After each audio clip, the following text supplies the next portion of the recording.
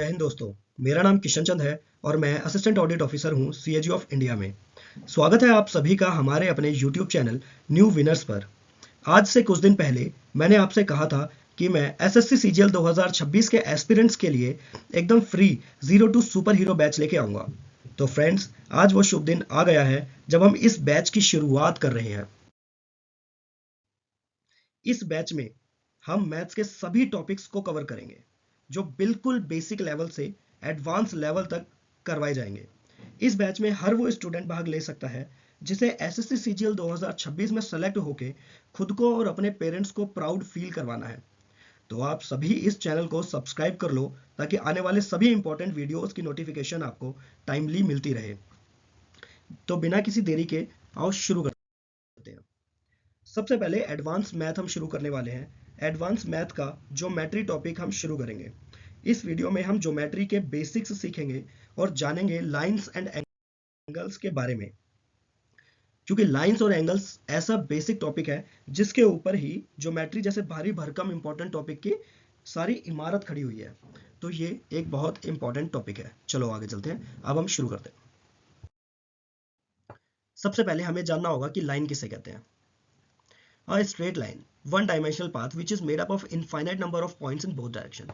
इसमें एक समझने वाली बात क्या है कि एक स्ट्रेट सीधी रेखा जिसका कोई भी एंड पॉइंट नहीं है, जिसका कोई भी एंड पॉइंट नहीं है, उसे हम एक लाइन बोलते हैं। ठीक है, लेकिन चूंकि इसमें ना इनफाइनाइट पॉइंट्स हो सकते हैं, मतलब हजारों लाखों कितने भी पॉइंट्स हो सकते हैं, मतलब इनफाइनाइट पॉइंट्स हो सकते हैं। ठीक है, तो इसको हम क्या कहेंगे, लाइन, और इसका कहीं भी कोई भी एंड नहीं है। बट अगर हम इसी में पॉइंट ए और पॉइंट बी डिनोट कर दें, जैसे ये वाला पॉइंट ए हो गया आपका, ये पॉइंट बी हो गया, अगर इन दोनों को डिनोट कर दिया हमने किसी लाइन पे, तो पॉइंट ए से लेके पॉइंट बी तक जो पोर्शन है लाइन का, जो भाग है, जो पार्ट है, उसे हम बोलेंगे लाइन सेगमेंट। क्या बोलेंगे? Line segment. ठीक है, line segment A B, Hindi में कहेंगे रेखा खंड। ठीक है, तो हम क्या कहेंगे, रेखा खंड रेखा का वह भाग है जिसके दो अंत बिंदु होते हैं या फिर जिसकी निश्चित लंबाई होती है। निश्चित लंबाई का क्या मतलब है कि उसका एंड पॉइंट हमें पता होता है। ठीक है, यहां से लेके यहां तक। ऐसे ही एक और चीज होती है, उसे हम बोलते हैं रे। क्या बोलते हैं? रे।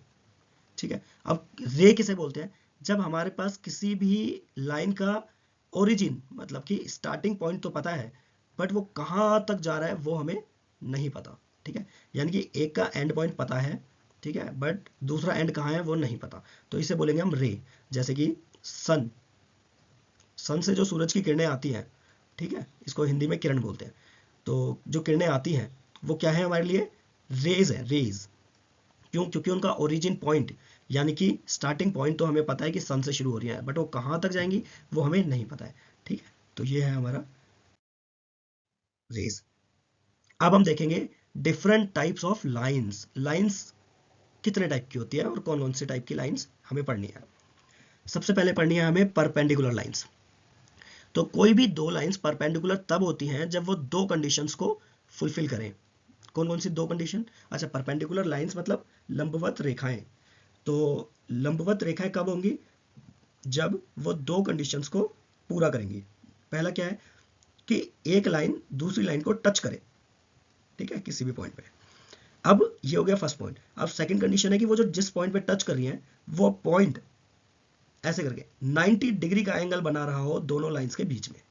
ठीक है, इसको हम ऐसे समझ सकते हैं कि एक हॉरिजॉन्टल लाइन है, उसे कहते हैं हिंदी में क्षैतिज रेखा, और एक वर्टिकल लाइन है यानी कि लंबवत रेखा। तो अगर वर्टिकल लाइन और हॉरिजॉन्टल लाइन किसी एक पॉइंट पे मिलती है, वहां पे वो एक 90 डिग्री का एंगल बनाती है, तो उसे हम कहेंगे लंबवत रेखा या परपेंडिकुलर लाइंस। यहाँ पे देखो, पॉइंट ए और पॉइंट बी एक क्षैतिज रेखा है ना, हॉरिजॉन्टल लाइन है। इस पे ओपी लाइन जो है, ओपी वो वर्टिकल लाइन है। अब वर्टिकल लाइन है और ये इंटरसेक्ट कर रही है इसे पॉइंट ओ पे। ठीक है, और पॉइंट ओ पे जो एंगल क्रिएट हो रहा है इन दोनों लाइंस के बीच में, ये हो रहा है हमारा 90 डिग्री का। इसलिए हम क्या बोलेंगे, ये क्या है? परपेंडिकुलर लाइंस हैं दोनों। पीओ और ए बी क्या है? लंबवत रेखाएं हैं। ठीक है, चलो आगे चलते हैं। अब हम देखेंगे कि इंटरसेक्टिंग लाइंस यानी कि प्रतिच्छेदित रेखाएं किसे कहते हैं। देखो, कोई भी दो लाइन इंटरसेक्ट तभी होंगी जब उनका एक कॉमन पॉइंट होगा जहां वो इंटरसेक्ट कर रही हैं। इंटरसेक्ट मतलब जहां वो टच कर रही हैं एक दूसरे को या क्रॉस कर रही हैं। ठीक है, जैसे PQ और RS दो अलग अलग लाइनें हैं, रेखाएं हैं, जो पॉइंट O पे इंटरसेक्ट कर रही हैं, मतलब क्रॉस कर रही हैं, एक दूसरे को काट रही हैं। तो इन दोनों लाइनों को क्या बोलेंगे हम? Intersecting lines. तो अब आगे चलते हैं। ये देखो, ऐसे ही पैरेलल लाइंस भी होती हैं। ठीक है, क्या होती है? पैरेलल लाइंस, समांतर रेखाएं। तो पैरेलल लाइंस कौन सी होती हैं? जिनमें यहाँ पे ये वाली जो कंडीशन थी, हमने अभी जो देखा कि एक दूसरे को इंटरसेक्ट कर रही है, मतलब कट कर रही है या टच कर रही है, वो वाली कंडीशन यहाँ पे नहीं लागू होगी। तो फिर पैरेलल लाइंस किसे कहेंगे?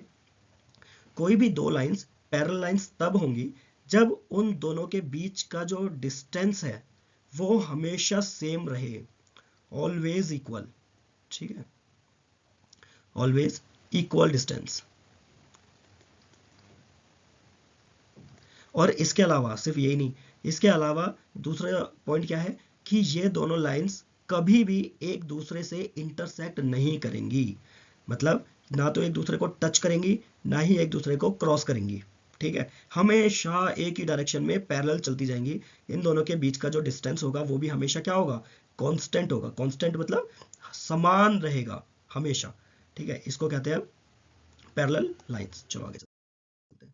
अब देखते हैं हम कोइंसिडेंट लाइंस किसे कहते हैं, यानी संपाती रेखा किसे कहते हैं। संपाती रेखा तब कही जाती है जब दो लाइंस एक दूसरे पर इस तरीके से होती है कि पीछे वाली लाइन दिखाई ही ना दे। जैसे कि यहाँ पे देखो, एक्स और वाई, ये दो लाइंस है। ठीक है, ये पूरी दो लाइन, मतलब एक्स और वाई एक लाइन है, इसके ऊपर ए बी जो कि दूसरी लाइन है, वो इसके ऊपर इस तरीके से इसको ढक देती है, इसके ऊपर आ जाती है कि हमें एक्स और वाई लाइन दिखाई ही नहीं दे रही है ना पीछे। बट इस ऐसा नहीं है कि वो गायब हो गई, वो है, बट ये ए बी लाइन जो है वो उसको ढक रही है। इसी को क्या हम क्या कहते हैं? संपाती रेखा है। वैसे अगर आप कहोगे तो लाइन का मतलब होता है स्ट्रेट लाइन। ठीक है, सीधी रेखा। तो जब सीधी रेखा है और कोई भी दूसरी लाइन अगर इसके ऊपर रख दे तो जाहिर सी बात है वो इसको हमेशा ढकेगी ही। क्यों? क्योंकि लाइन तो स्ट्रेट होती है, कर्व होगा भी नहीं, कहीं पे मुड़ेगी कहीं भी नहीं। और जब कहीं मुड़ेगी नहीं तो वो जब एक लाइन के ऊपर दूसरी लाइन रख देंगे तो हमें नीचे वाली लाइन यानी कि पीछे वाली लाइन दिखाई भी नहीं देगी। ठीक है, और अगर वो दिखाई नहीं देगी तो हमारी कौन सी रेखाएं कही जाएंगी? वो संपाती रेखाएं या फिर कोइंसिडेंट लाइंस। अब हम देखेंगे कॉन्करेंट लाइन किसे कहते हैं। ठीक है, कॉन्करेंट लाइन उसे कहते हैं जब वो बहुत सारी लाइंस एक ही पॉइंट पे आकर मिलती हैं। जैसे कि तीन से ज्यादा लाइनें, ठीक है, अगर एक ही पॉइंट पर आके मिलती है तो उन्हें क्या कहेंगे? कॉन्करेंट लाइन, यानी कि समवर्ती रेखाएं। तीन या अधिक रेखाएं समवर्ती रेखाएं तब कहलाती हैं जब वे एक ही सामान्य बिंदु पर मिलती हैं या काटती हैं। अच्छा, एक चीज का ध्यान रखना, हमारा पॉइंट जो है ये वाला O, ठीक है, इस पे अभी दिख रहा है कि हमें तीन लाइंस इंटरसेक्ट कर रही हैं, A B P Q X Y. But इसका ये मतलब नहीं है यहाँ पे तीन ही करेंगे, किसी भी एक पॉइंट से इनफिनिटी लाइन क्रॉस कर सकती है, इंटरसेक्ट कर सकती है। मतलब इनफाइनाइट नंबर ऑफ लाइंस उस पॉइंट से गुजर सकती हैं। ठीक है, अगर कोई क्वेश्चन अगर ऐसा आ जाता है, वैसे नहीं आएगा बट फिर भी आ जाता है, तो आपको पता होना चाहिए कि एक पॉइंट से हम कितनी भी लाइनें ड्रॉ कर सकते हैं जो उस पॉइंट से क्रॉस होके जाए। ठीक है, चलो अब देखते हैं हम ट्रांसवर्सल लाइन। अब हम देखेंगे ट्रांसवर्सल लाइन। देखो यहाँ पे जो पॉइंट लाइन है ए बी, ये ट्रांसवर्सल लाइन है। क्यों है? क्योंकि ट्रांसवर्सल लाइन उसे कहते हैं जो दो लाइंस को या दो से ज्यादा लाइंस को किसी भी पॉइंट पर, मतलब किसी भी अलग अलग पॉइंट्स पर कट करे। ठीक है, देखो ए बी लाइन ने एक्स वाई को इस पॉइंट पे कट किया और वहां पे सी डी लाइन को इस पॉइंट पे कट किया, है ना। दोनों अलग अलग पॉइंट है। यहाँ पे एक और लाइन होती है ऐसे करके, मान लो इसका नाम हम रख देते हैं पी क्यू सपोज। ठीक है, तो पी क्यू लाइन को ये इस पॉइंट पे इंटरसेक्ट कर रही है, मतलब कट कर रही है। तो यहाँ पे एक ही लाइन जो बहुत सारी लाइनों को, दो या दो से ज्यादा लाइनों को अलग अलग पॉइंट्स पे कट करती है या टच करती है या क्रॉस करती है या इंटरसेक्ट करती है, उसे हम क्या कहते हैं? ट्रांसवर्सल लाइन कहते हैं। हिंदी में क्या कहेंगे उसे? अनुप्रस्थ रेखा। ठीक है, चलो आगे चलते हैं। अब हम देखेंगे कोलिनियर पॉइंट्स किसे कहते हैं। देखो, जब कोई लाइन पे, स्ट्रेट लाइन पे कितने भी पॉइंट्स हो, स्ट्रेट लाइन पे कितने भी पॉइंट्स हो, उन्हें क्या कहेंगे हम? Collinear points. क्या कहेंगे सबको? Collinear points. इसका मतलब ये हुआ कि तीन पॉइंट्स, अगर किसी भी तीन पॉइंट से अगर कोई स्ट्रेट लाइन गुजर रही है तो उन तीनों पॉइंट्स को क्या कहेंगे? कोलिनियर पॉइंट, यानी कि संरेखीय बिंदु, संरेख बिंदु। ठीक है, अब हम पढ़ते हैं नॉन कोलिनियर पॉइंट्स किसे कहते हैं, उनके बारे में जान लेते हैं।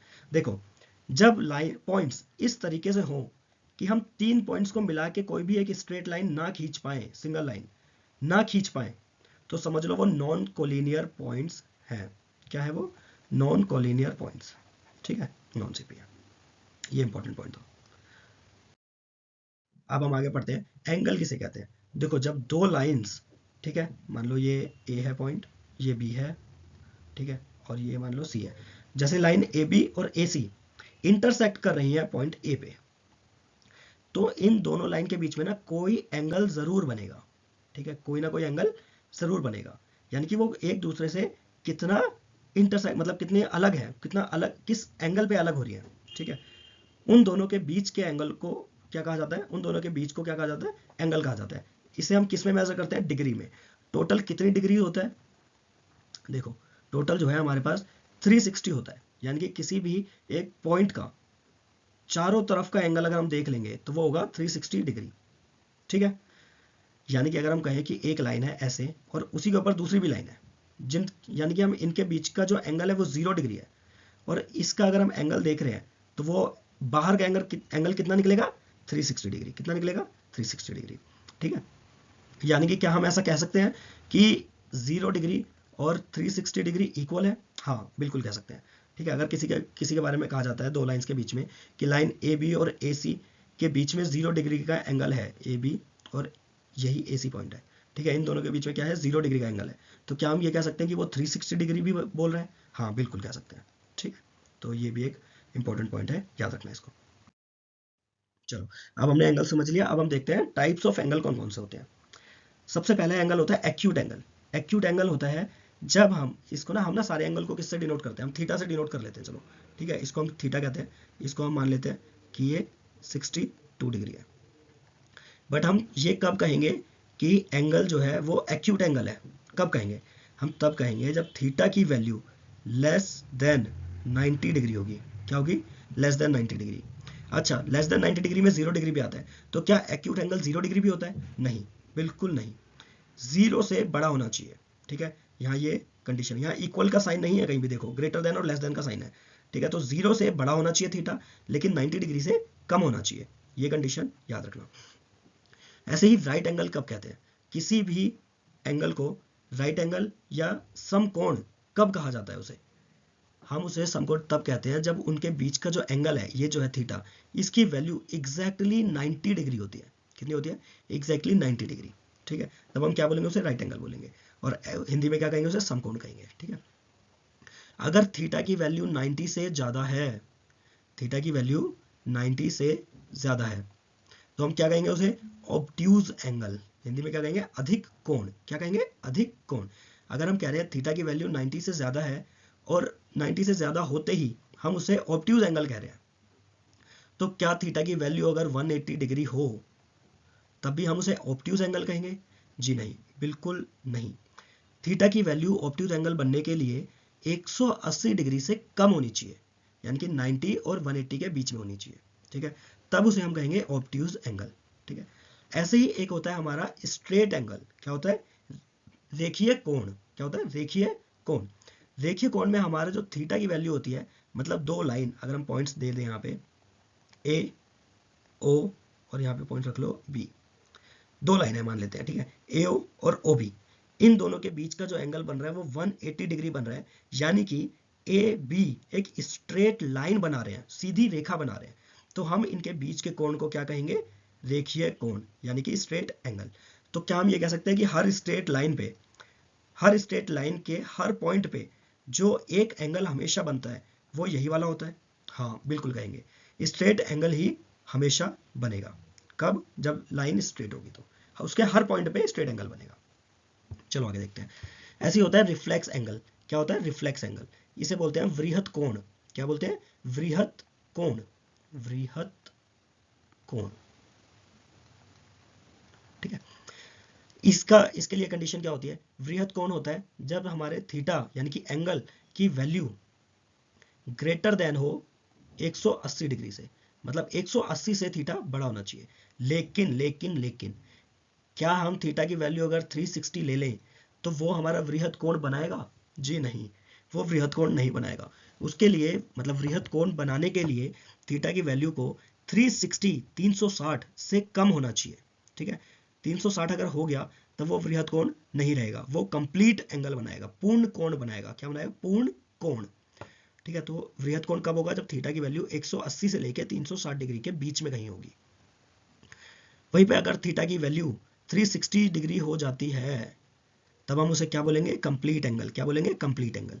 देखो ये वही कंडीशन है जो मैंने आपको स्टार्टिंग में अभी कुछ देर पहले बताई थी, जहां पे एक लाइन दूसरी लाइन के ऊपर आ जाती है ना, और उन दोनों के बीच का एंगल कितना होता है? 0 डिग्री। थीटा कितना हो जाता है? 0 डिग्री हो जाता है। तो यहाँ पे भी थीटा जो है वो 0 डिग्री ही है। याद रखना ये पॉइंट, जब आप ट्रिग्नोमेट्री करोगे ना तो वहां पे भी ये वाले पॉइंट्स बहुत इंपॉर्टेंट होते हैं, सिर्फ ज्योमेट्री में नहीं ट्रिग्नो में भी काम आएंगे ये। ठीक है, चलो अभी हम आगे बढ़ते हैं। अब हम देखेंगे कॉम्प्लीमेंट्री एंगल्स क्या क्या है। कॉम्प्लीमेंट्री एंगल्स किसे कहते हैं? जब दो एंगल, कोई भी दो एंगल ऐसे होते हैं जिनका सम मिला के, मतलब उनको जोड़ के उनका योग जो है कितना हो? 90 डिग्री हो। उनका सम कितना होना चाहिए? 90 डिग्री होना चाहिए। तो हम उनको क्या बोलेंगे? कॉम्प्लीमेंट्री एंगल्स, यानी पूरक कोण। क्या कहेंगे? पूरक कोण। ठीक है, वहीं पे अगर दो एंगल इस टाइप के हैं कि उनका सम मिला के कितना बन रहा है? वो 180 डिग्री बन रहा है। कितना बन रहा है? 180 डिग्री। तब हम उसे क्या कहेंगे? समपूरक कोण। क्या कहेंगे? समपूरक कोण, यानी सप्लीमेंट्री एंगल्स। ठीक है, ये भी इंपॉर्टेंट पॉइंट है। यहाँ पे ना वर्ड्स पे ध्यान देना, मैंने कहा कोई भी दो कोण दोनों में। ठीक है, जब हम लीनियर पेयर पढ़ेंगे तब वहां पे हम इसको ध्यान से समझेंगे। अब आ जाओ एडजेसेंट एंगल। अब देखो एडजेसेंट एंगल क्या होते हैं। एडजेसेंट एंगल में ना तीन कंडीशन होती है। ठीक है, पहली कंडीशन, एडजेसेंट एंगल को हिंदी में क्या कहते हैं? आसन्न कोण। क्या कहते हैं? आसन्न कोण। अब इसमें तीन कंडीशन होती है। पहली, एक उभयनिष्ठ शीर्ष और भुजा होती है। मतलब पहली कंडीशन क्या है? एक कॉमन वर्टेक्स होगा। क्या होगा? Common vertex. मैं बताता हूँ क्या होगा। और दूसरा, एक कॉमन साइड होगी। ठीक है, लेकिन एक तीसरी कंडीशन भी होती है, मैं बताता हूँ। देखो इस फिगर को देखो, ए ओ, बी ओ और सी ओ, तीन लाइंस हैं। ठीक है, अब तीनों ना एक पॉइंट पे मिल रही हैं, ओ पे, इस पॉइंट पे। ठीक है, इस पॉइंट पे तो एंगल जो है ए ओ बी ये बन रहा है, और एक एंगल बन रहा है बी ओ सी, यानी कि ये वाला। ठीक है, अब हम देखेंगे कि कौन से एंगल इसमें एडजेसेंट एंगल हैं और कौन से एंगल एडजेसेंट एंगल नहीं है, मतलब और भी देखेंगे आगे चल के। अब देखो एक एंगल लेते हैं हम, angle A B C. Angle A B C नहीं, A O B, A O B. और दूसरा लेते हैं हम एंगल बी ओ सी। ठीक है, ये दो एंगल हो गए, मतलब अल्फा और बीटा, ये दो एंगल ले लेते हैं हम। ठीक है, यानी कि अल्फा और बीटा। क्या हम ये कहेंगे कि अल्फा बीटा जो एंगल है ये दोनों एडजेसेंट एंगल है? कहेंगे, बिल्कुल कहेंगे, लेकिन इसके लिए तीन कंडीशन चाहिए। पहला, इनका कॉमन वर्टेक्स होना चाहिए, मतलब ये जिस उभयनिष्ठ शीर्ष से टकराएंगे, मतलब जिस भी शीर्ष पे ये टच करेंगे वो कॉमन होना चाहिए, वो दोनों ही एंगल के लिए कॉमन होना चाहिए, सेम होना चाहिए। हाँ, ये वाली कंडीशन सेटिस्फाई कर रही है बिल्कुल, मतलब कॉमन वर्टेक्स वाली। दूसरी कंडीशन है कि इनकी एक कॉमन साइड होनी चाहिए। अब देखो एक एंगल है ए ओ बी और दूसरा है बी ओ सी। तो इन दोनों में जो ओ बी है ये वाली लाइन, ठीक है, ये वाली लाइन कॉमन है ना, ये सेम लाइन है दोनों में, तो एक साइड भी इनकी सेम है। तो बिल्कुल दो कंडीशन तो सेटिस्फाई हो गई। अब तीसरी कंडीशन क्या होती है कि जो बीच वाली लाइन है उस लाइन की साइड ही एक एंगल हमारा इस डायरेक्शन में बनना चाहिए और दूसरा एंगल इस डायरेक्शन में बनना चाहिए। ये बहुत इंपॉर्टेंट कंडीशन है जो हर कोई नहीं बताता, और इसी पॉइंट की वजह से कई बार क्वेश्चन गलत हो जाता है हमारा। ठीक है, जैसे कि अगर मैं कहूँ, एक सेकंड पहले ना इसको रब कर देते हैं। ठीक है, ये बहुत सारा हो रखा है, इसको थोड़ा सा हटा देते हैं, साफ सुथरा करके फिर करते हैं। ठीक है, ये देखो आप समझो इसको कि एक एंगल इस साइड होना चाहिए और दूसरा एंगल इस साइड होना चाहिए, तभी जाके वो एक एडजेसेंट एंगल बनेंगे। ठीक है, तो यहाँ पे तीसरी कंडीशन भी सेटिस्फाई हो रही है, इसलिए ये दोनों क्या है? आसन्न कोण है। अल्फा और बीटा क्या है? अल्फा एंड बीटा क्या है? आसन्न कोण है। ठीक है, लेकिन अब यहाँ पे एक और मैं वो बनाता हूँ, देखो इसको ध्यान से समझो। एक है point angle A O B, ये वाला। ठीक है, इसको ले लेते हैं हम, मान लो थीटा। और एक है ए ओ सी, एक ये पूरा एंगल है कि ये वाला, ठीक है, बड़ा वाला, ये भी एक एंगल बना रहा है। इसको हम ले लेते हैं, मान लो फाइव ले लेते हैं, फाइव, ठीक है, ऐसे करते हैं, ठीक है। तो एक साइड है थीटा, ये छोटा वाला एंगल, और एक साइड है फाइव, ये बड़ा वाला एंगल। तो क्या ये दोनों एंगल भी एडजस्टेंट एंगल है? तो इसका आंसर है नहीं। क्यों नहीं? चलो ये तीनों कंडीशन मैच करके देखते हैं। पहला, क्या इनका कॉमन वर्टेक्स है? जी हाँ, ओ जो पॉइंट है, इस पॉइंट पे ये दोनों एंगल मिल रहे हैं, टच हो रहे हैं, कट कर रहे हैं, तो हाँ बिल्कुल, first point satisfied. Second point, क्या इनकी एक कॉमन साइड है? हाँ बिल्कुल है। देखो ए ओ बी, इस साइड में देखो ए ओ जो है ये वाले साइड इसमें भी आ रही है, इस एंगल में ए ओ बी में, और ए ओ सी में भी आ रही है, ठीक है, ए ओ सी में भी आ रही है। तो हाँ, ए ओ जो है वो दोनों ही एंगल में कॉमन लाइन है, कॉमन साइड है। तीसरी कंडीशन, कि क्या जो कॉमन लाइन है, कॉमन साइड है, उसके दोनों तरफ एंगल बन रहे हैं? तो आंसर है नहीं। जैसे ही आपको ये पता चलेगा कि हाँ ये नहीं है, तभी हम इसे एडजेसेंट एंगल नहीं कहेंगे, ठीक है। तो ये बहुत बारीक कॉन्सेप्ट था जो आपको पता होना चाहिए। चलो आगे देखते हैं, लीनियर पेयर। अब हम देखते हैं कि कोई भी एंगल लीनियर पेयर कब होता है। मैंने आपको अभी थोड़ी देर पहले बताया था कि जब दो लाइंस एक दूसरे से इंटरसेक्ट कर रही हो, तो वो इस तरीके से इंटरसेक्ट करती हैं कि उन दोनों का जो एंगल बनता है वो 180 डिग्री होता है ना। ये किसकी कंडीशन थी आपको याद है? अभी अभी बताया था, हम उसे कहते हैं सप्लीमेंट्री एंगल्स, ठीक है।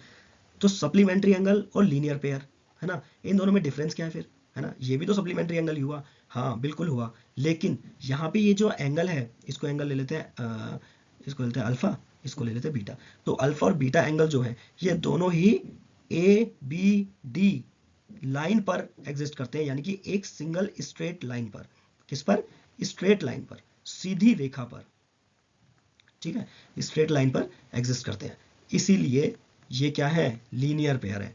और जो सप्लीमेंट्री एंगल्स होते हैं उसके लिए क्या कंडीशन होती है कि जरूरी नहीं है कि वो स्ट्रेट लाइन पे, कोई भी दो एंगल, एक एंगल हमने ऐसे बना दिया और एक एंगल हमने ऐसे बना दिया, यहाँ पे इनका वर्टेक्स भी अलग अलग है, बट फिर भी ये दोनों सप्लीमेंट्री हो सकते हैं। कब? जब इन दोनों का सम कितना हो? 180 डिग्री हो दोनों का, ठीक है, तो ये सप्लीमेंट्री एंगल हो जाएंगे। बट लीनियर पेयर यानी कि रेखीय युग्म होने के लिए क्या होना पड़ेगा इनको? इन दोनों को सेम स्ट्रेट लाइन पर आना पड़ेगा। जैसे कि ए डी एक लाइन है, बी सी एक लाइन है, लेकिन बी सी इस तरीके से इंटरसेक्ट कर रही है ए डी को कि ए डी के ऊपर ही वो दोनों एंगल बन रहे हैं, अल्फा और बीटा, ठीक है। तो इसलिए क्या है? ये लीनियर पेयर है। समझ में आ गया डिफरेंस? लीनियर पेयर में एक स्ट्रेट लाइन पे ही एंगल बनते हैं, मतलब वो जुड़े हुए होते हैं। और सप्लीमेंट्री एंगल्स जो होते हैं इनको भी हम सप्लीमेंट्री एंगल ही बोलेंगे, ऐसा नहीं है कि इनको सप्लीमेंट्री एंगल नहीं बोलेंगे। एक्चुअली क्या होता है, इन्हें हम सेट के थ्रू समझ सकते हैं। ये हो गया हमारा सप्लीमेंट्री एंगल, ठीक है। इसका एक छोटा पार्ट होता है लीनियर पेयर, ठीक है। ये सारे वो एंगल आ जाते हैं जिनका सम कितना है? 180 डिग्री होगा, है ना, सबका। और लीनियर पेयर वो स्पेशल टाइप का एंगल आ जाते हैं जब वो एंगल जुड़े हुए होते हैं और 180 डिग्री सम बना रहे होते हैं। बस ये इनका बेसिक डिफरेंस है। Angle A B C plus angle C B D is equals to कितना? 180 डिग्री, ठीक है, ये कंडीशन है। चलो आगे चलते हैं। अब हम देखेंगे वर्टिकली अपोजिट एंगल कौन कौन से होते हैं, यानी कि शीर्षाभिमुख कोण किसे कहते हैं। देखो ये ना बहुत ईजी है, आपको ना घबराना नहीं है। इस फिगर को देखो, बाकी सब आप बाद में पढ़ना, पहले इस फिगर को देखो। एक लाइन है ए बी, दूसरी लाइन है सी डी, ठीक है, जो एक पॉइंट ओ पे इंटरसेक्ट कर रहे हैं। किस पे? ओ पे, ठीक है।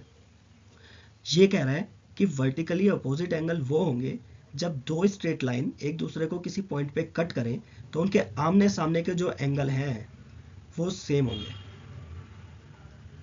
यानी कि एंगल ए ओ डी ये वाला पॉइंट और एंगल डी ओ बी और ये वाला पॉइंट, इन दोनों को मिला के कितना बन रहा है? ये लीनियर पेयर है ना। ये स्ट्रेट लाइन पे दो एंगल है, स्ट्रेट लाइन पे, तो स्ट्रेट लाइन में दोनों एंगल का सम कितना होगा? 180 डिग्री, ठीक है, 180 डिग्री होगा। और ऐसे ही ये वाली लाइन पे भी देखो, ये दोनों एंगल जो है लाइन सी डी पर, ये दोनों एंगल जो है ये भी 180 डिग्री बनाएंगे तो ये भी लीनियर पेयर है। और ऐसे ही दूसरी साइड वाले भी 180 डिग्री बनाएंगे तो वो भी लीनियर पेयर। और ए बी लाइन के भी दोनों साइड पे 180 डिग्री के बनाएंगे। इसका मतलब क्या है कि एक सेकंड में रब कर लेता हूँ इसे। इसका मतलब ये है कि हमारे सारे के सारे जो भी एंगल बनेंगे, है ना, लीनियर पेयर में, वो कितना बनाएंगे? 180 डिग्री बनाएंगे, ठीक है।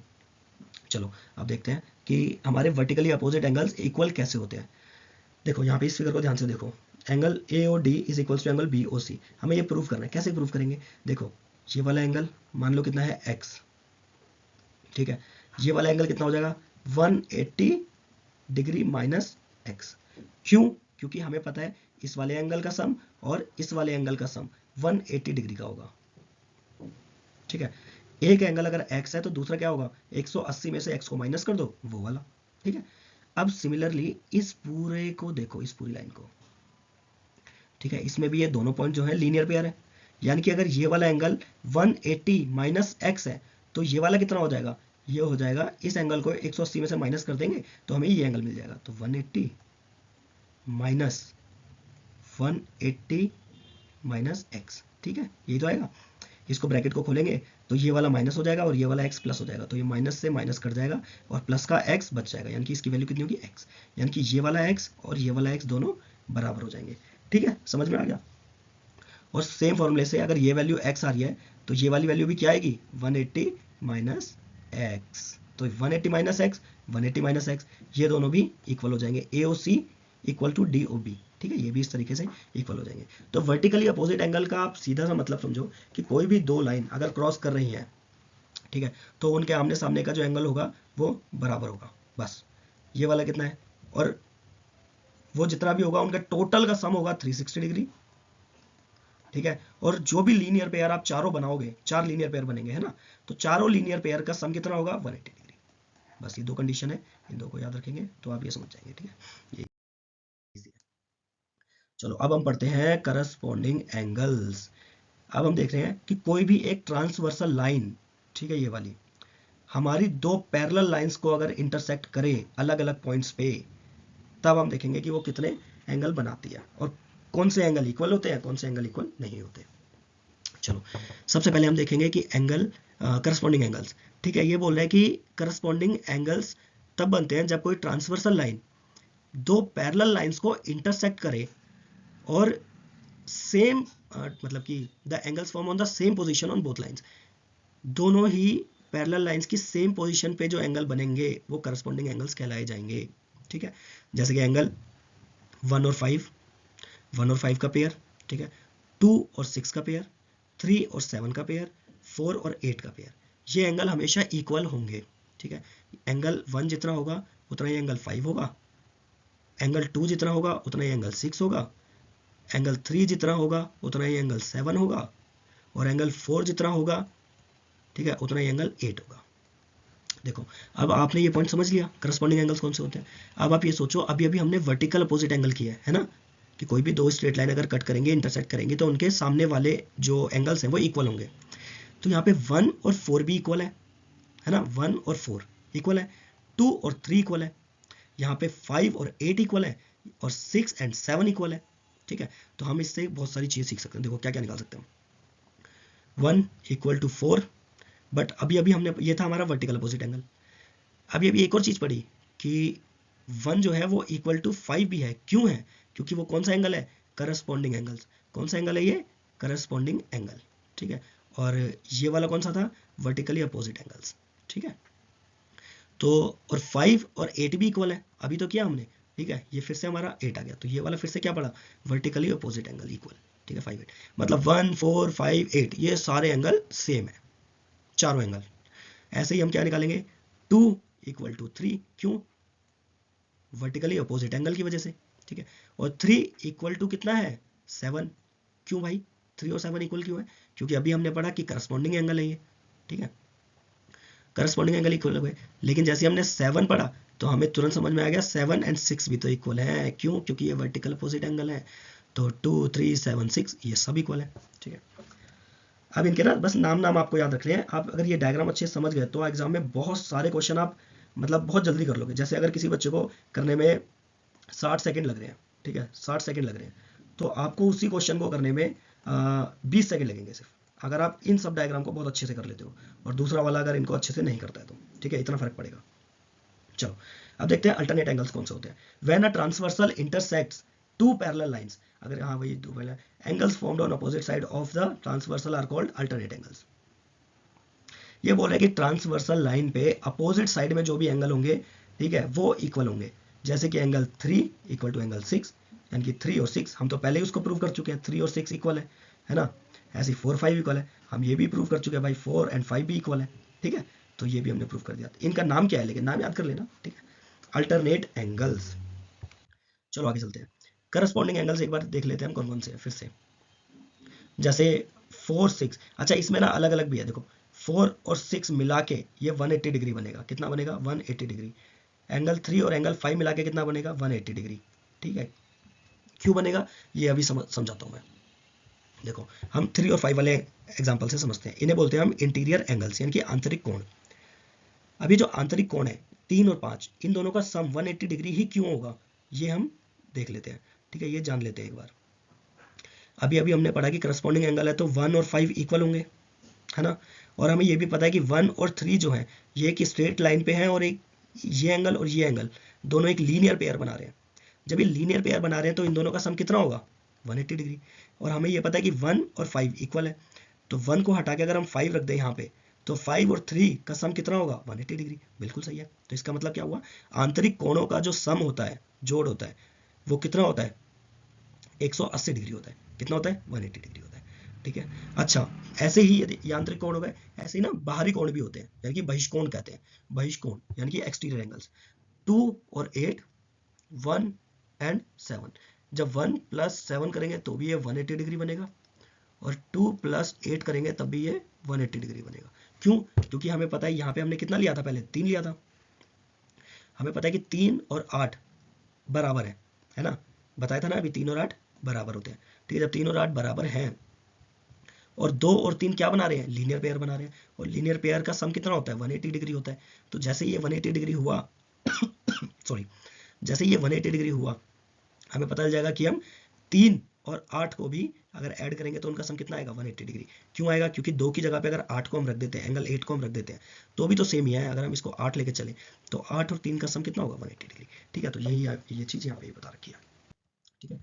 चलो हम आगे चलते हैं। अब चलते हैं हम एंगल बाइसेक्टर पे। ये आज का लास्ट पॉइंट है, इसको अच्छे से समझ लो। एंगल बाइसेक्टर आपको ना ये बहुत सारे क्वेश्चन सॉल्व करने के लिए बहुत काम आएगा, ठीक है। एंगल बाइसेक्टर वो होता है जो किसी भी एंगल को बीच में से डिवाइड करता है, यानी कि 2 इक्वल पार्ट्स में बांट देता है। इसे बोलते हैं कोण समद्विभाजक, ठीक है, कोण समद्विभाजक कहते हैं इसे, एंगल बाइसेक्टर। यानी कि ये वाला एंगल और ये वाला एंगल दोनों बराबर है, ठीक है। पहले कितना था, पहले सिर्फ ये था, अब इसके 2 हिस्से कर दिए और दोनों बराबर भागों में बांट दिया। तो B D B D B D क्या है यहाँ पे, बी डी क्या है, बी डी हमारा एक एंगल बाइसेक्टर है। क्या है, एंगल बाइसेक्टर, ये याद रखना। तो आज का ये ज्योमेट्री का फर्स्ट पार्ट था, फिलहाल आज के लिए इतना ही। हम कल करेंगे, कल फिर एक वीडियो आएगी, तो उसके लिए आप वीडियो को लाइक करें, शेयर करें, कमेंट करें, और हमारे इस चैनल को सब्सक्राइब करें, ताकि आपके सिलेक्शन में हमारी भी अहम भूमिका हो, आप लोगों का सिलेक्शन भी इजीली हो पाए। Thank you so much, all the very best guys, thank you.